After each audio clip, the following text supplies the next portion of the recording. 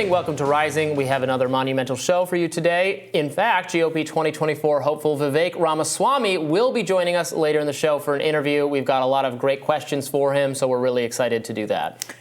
Indeed. I'm looking forward to that as well. But first up, a new scoop from Axios suggests the Biden administration is trying to curb coverage of the Israel-Palestine war.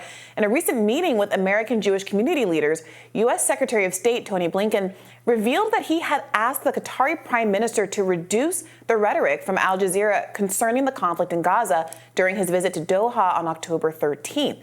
Per Axios, this request implies the U.S. government's concerns that Al-Jazeera's framing of the conflict could contribute to escalating tensions in the region. Al-Jazeera is funded by the Qatari government but claims to operate independently, although it has faced criticism for reflecting Qatar's foreign policy stance and has been accused by Israel of being a propaganda mouthpiece for Hamas.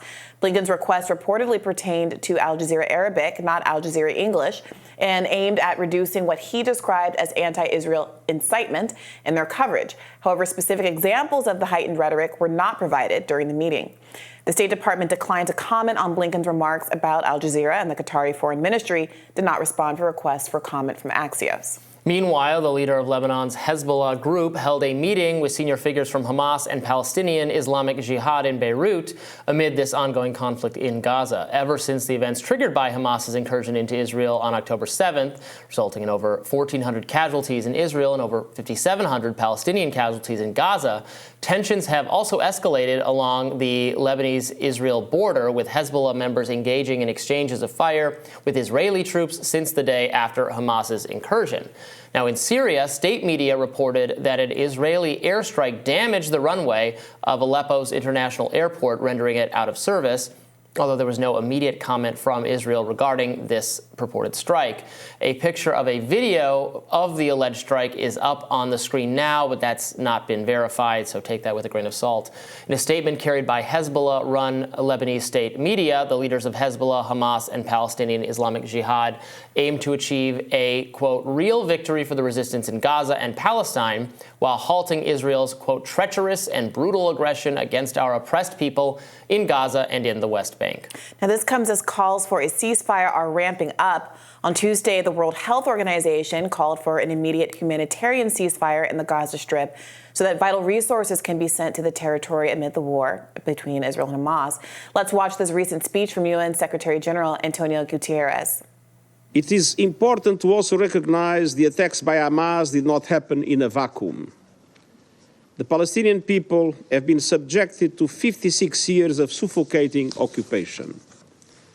They have seen their land steadily devoured by settlements and plagued by violence, their economy stifled, their people displaced, and their homes demolished. Their hopes for a political solution to their plight have been vanishing. But the grievances of the Palestinian people cannot justify the appalling attacks by Hamas, and those appalling attacks cannot justify the collective punishment of the Palestinian people. Now, that statement from the UN caused conservative Zionist commentator Ben Shapiro to write on X, vile moral equivalence from the leader of the most Al-Ahli of international politics, a wretched hive of scum and villainy. Should we just take that last one first since it's fresh? Sure, we will be talking about later in the show differences in foreign policy views on the right between Ben Shapiro and Tucker Carlson, because Ben went after Tucker as well. I'm not sure why that kind of perfectly fine statement by the Secretary General opposing violence against innocent Palestinians or the Palestinians as a people, while also acknowledging that what Hamas did was murderous and wrong. It seems fine to me. I'm not sure what there is to get worked up about it. It's really difficult to understand, but that kind of rhetoric has been pervasive. You're right, not among all right-leaning figures, but certainly among this particular cohort. It does feel, and we'll talk about later, I think, some of what is perceived as overreaches on the left, but it does seem like there are these incredible overreaches among these members of the right community who both have flip-flopped on some of the free speech concerns that they articulated before, and who are criticizing speech and language that does exactly as you described, that says, of course, I condemn the October 7th attacks, but also I condemn war crimes against civilians in Gaza. There have been almost 6,000 Gazans killed. Almost half of that population is children, and we should condemn them as well. At the point at which you are criticizing that kind of a statement, you're kind of revealing that you believe that when one says Israel has the right to defend itself, it means, even if it means obliterating an entire civilian population in contravention of international law. And it's curious, I don't know what you would expect for the head of the UN to do except for at least articulate a desire to uphold international law.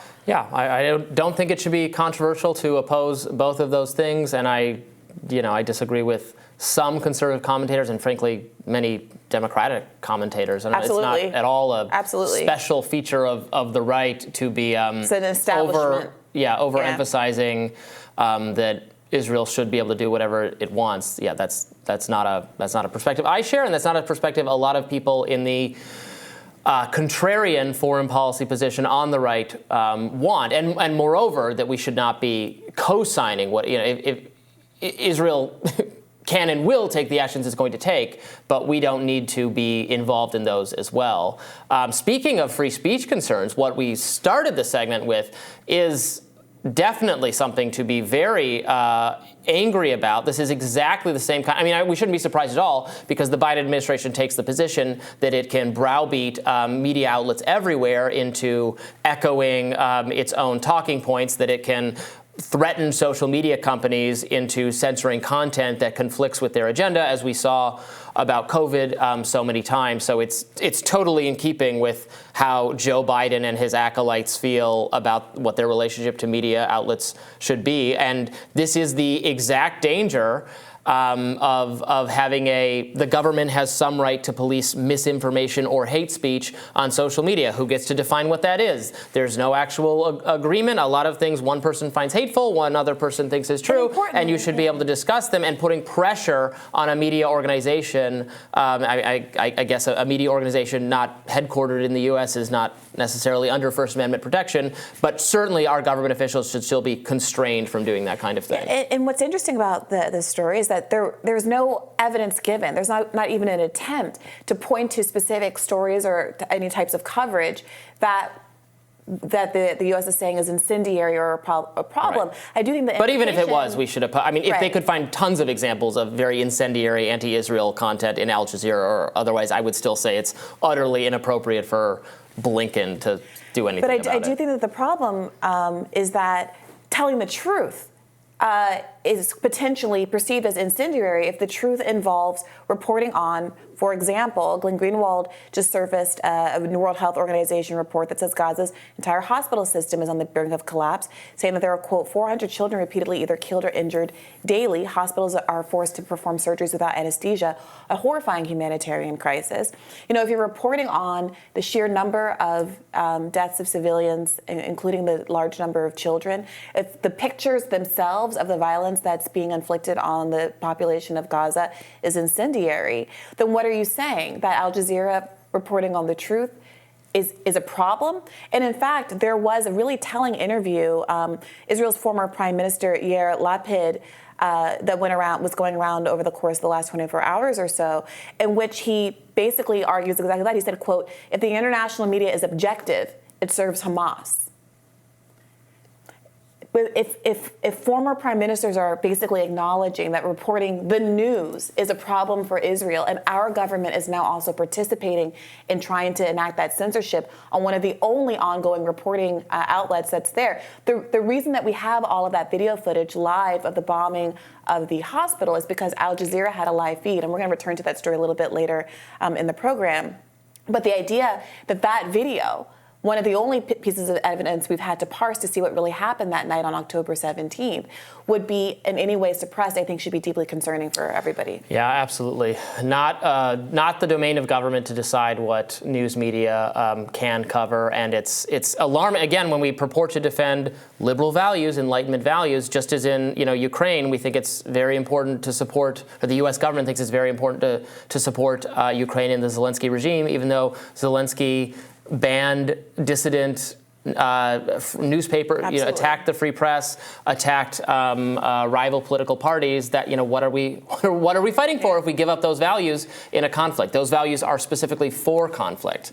And we'll be talking about a lot of these subjects more later on the show. More Rising Right after this.